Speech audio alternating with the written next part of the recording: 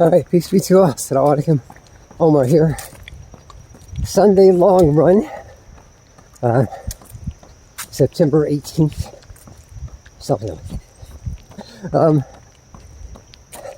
So I am about 9.5 miles in to which is supposed to be a 13.1 mile run, so a half marathon.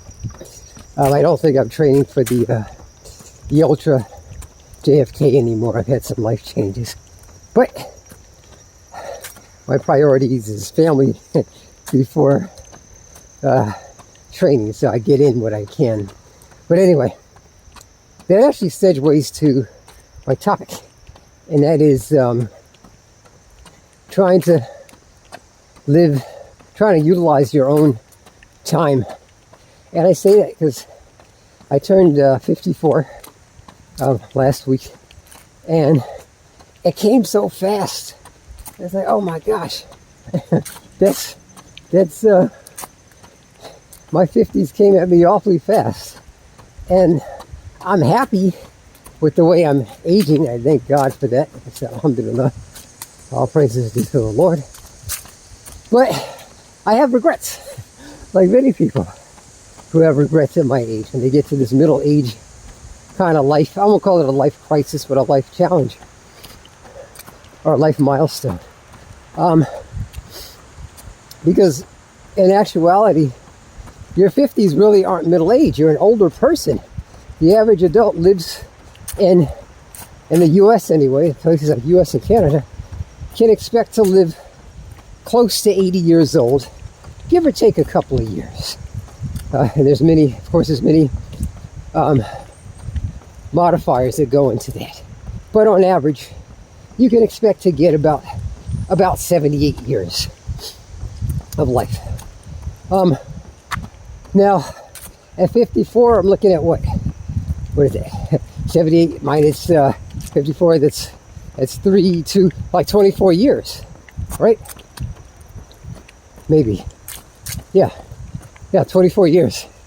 It's hard for me to do math and run at the same time. But that's not that long. My wife and I have been married for 27 years, and that time went by very, very quickly. You know, our oldest kids are in their 20s now.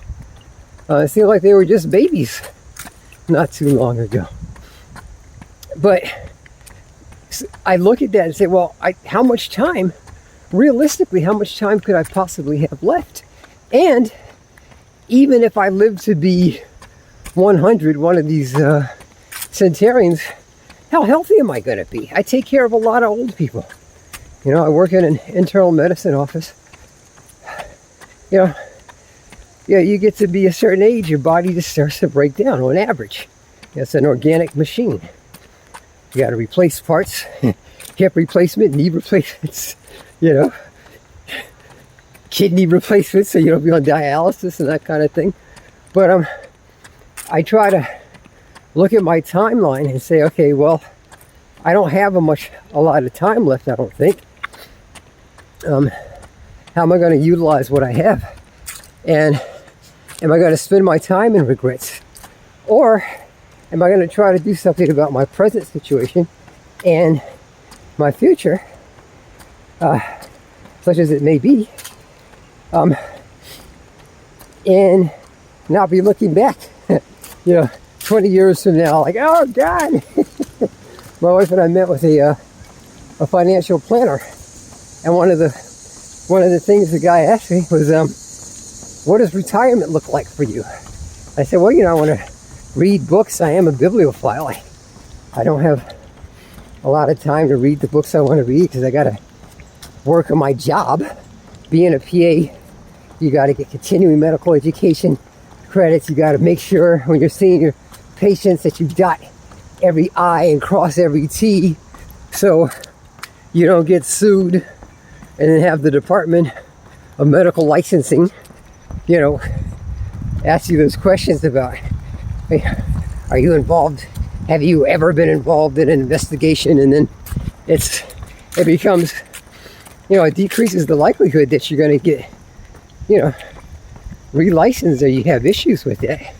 You got to put the time into your job. You got to make money for your boss to justify the salary and wages that he or she are paying you, and then do right by your patients and your profession. So I got to put the time into that,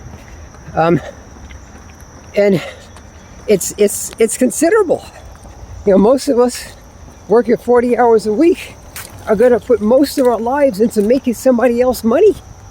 You know, and you know, the less money you have, the harder, the more you have, the more hours you got to put in to just pay for stuff, rent, mortgage, car payments.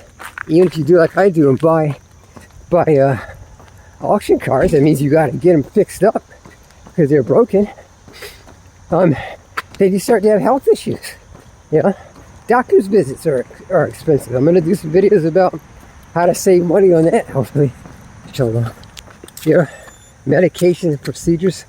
But this time issue is very, very important, and it's one of the things that I don't stress over it, but I'm constantly aware of it. So for those of you guys that are younger than me, I would say really develop your time such that you will invest in yourself and you won't have to be working for somebody else. You know, I told my kids, I said, I feel sorry for you millennials. Well, no, they're Generation Z, but the millennials and the Generation Zs, there's not going to be anything left for them. Not the way our government's spending money.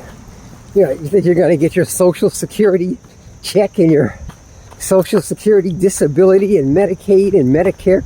It's just not going to, I don't see it happening. Student loan forgiveness, maybe, you know, $10,000 here or there, but the average schools, the state schools are now $25,000 a year. That's $100,000. What is it, 25 times 4? Yeah, it's $100,000 coming out of a state college, you know, with a degree that you might not even be able to use.